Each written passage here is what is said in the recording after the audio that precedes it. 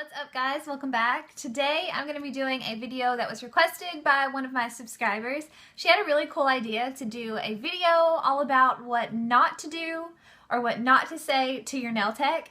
And I thought it was a really creative idea. It kind of got me thinking about things that you should not do to your nail tech or not do in a nail salon. I thought this would be a pretty funny video coming from a nail tech herself. So just so you guys could get the perspective from the other side of the table. This video is totally lighthearted. It's meant to be funny and it's not meant to be mean by any means at all. So I just wanted to do this fun video for you guys. It's a little different than the regular videos on my channel. So I hope you guys enjoy and we're just gonna get right to it. So the first don't at a nail salon is one of my biggest pet peeves, and that is when my clients are on their cell phone. When you are trying to get a manicure service done or anything done with your nails, it is so rude and it's so difficult to do your nails when you're on your cell phone. I have so many clients that like to just give me one hand and then use their other hand to work their phone, and they're constantly texting or on social media, and this gets so irritating because it slows down your services. I like to do a routine every single time when I'm performing like a manicure, for instance, and it really slows down the service when I'm constantly having to ask you to switch hands and put your stuff down. So it just goes by a lot easier if you just leave the phones in your purse. The next huge pet peeve of mine is being late. Do not be late to a nail appointment. Most of the time your nail tech is going to be booked up back to back, or they're going to have budgeted their time very carefully that day, so please be respectful. This is kind of an obvious thing, but I just had to throw it out there. Another huge don't is do not bring the children to your nail appointment. I know this might sound terrible, but they hinder the appointment so much, even when you may not expect it. A lot of the times when you're working in a full service salon, there is a lot going on, there's a lot of clients, there's a lot of employees, and we all want to keep it as professional and clean as possible. So whenever there's children thrown into the mix, you have to make sure that they're taken care of, they're being watched the entire time, because I've had a lot of things go wrong with children in the salon. So I would just ask that you do not bring children to your nail appointment. Another funny one is do not tell me that you have not shaved.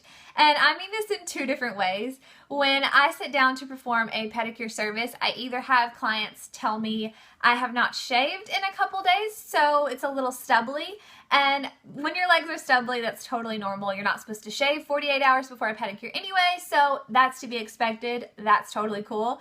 But do not tell your nail tech that you haven't shaved in a week, in a month. This next don't might come to a shock from some people, but I know a lot of nail techs out there have probably experienced the same thing. But when you sit down in my chair or any other nail tech's chair, do not ask them to use the cheese graters on your feet.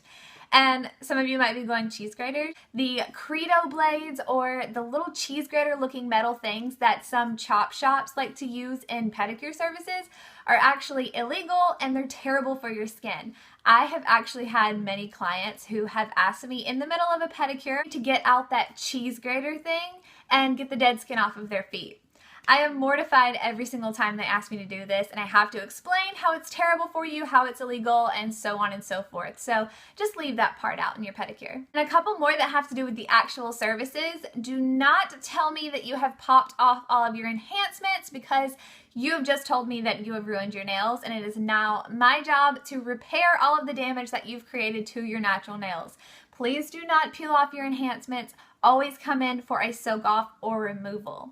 That leads into my last point. When you are booking your nail appointments, say if it's for a manicure, gel manicure, or an acrylic set maybe, always be mindful if you are going to need any other work done than the new set that you're requesting. This means don't book an appointment for an acrylic set if you have an old set on that are going to have to be removed. Or say if you have gel and it needs to be removed before your next service. The reason I'm saying make sure that you book extra time is because it's going to take 20 to 30 minutes, sometimes even longer, to do a removal process of acrylic or gel.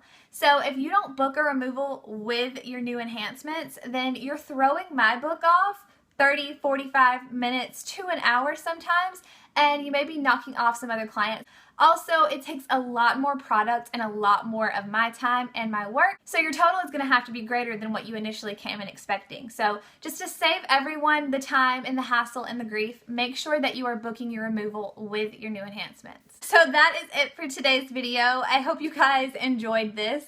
Let me know if you did, and let me know if you want like a part 2 about what you need to do when you come in for your nail appointment, or what you should tell your nail tech. I think it would be fun to do the bright side of this kind of video. So if you guys enjoyed it, make sure you give it a thumbs up and don't forget to subscribe, and I'll see you all in my next one. Bye guys.